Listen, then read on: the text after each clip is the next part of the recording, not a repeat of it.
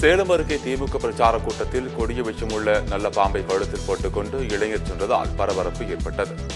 சேலம் மாவட்டம் ஓமலூர் சட்டமன்ற தொகுதிக்கு உட்பட்ட கிராமங்களில் திமுக வேட்பாளர் செல்வ கணபதி பரப்புரையில் ஈடுபட்டார். அப்போது கூட்டத்திற்கு சென்ற ஒரு இளைஞர் கொடிய விஷமுள்ள நல்ல பாம்பு ஒன்றை பிடித்து கழுத்தில் போட்டுக்கொண்டு வலம் வந்தார். இதனைக் கண்டு அச்சமடைந்த மக்கள் அலறி அடித்துக் கொண்டு ஓடினர். பின்னர் அங்கிருந்த காவலுக்கு இருந்த போலீசார் இளைஞரை அங்கிருந்து அப்புறப்படுத்தினர்.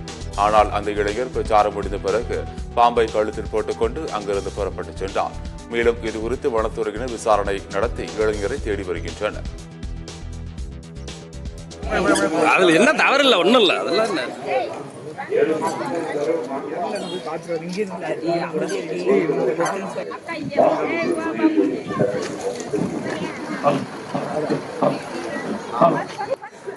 தமிழ்நாட்டுக்கு ஏதேனும் செய்திருக்கிறாரா?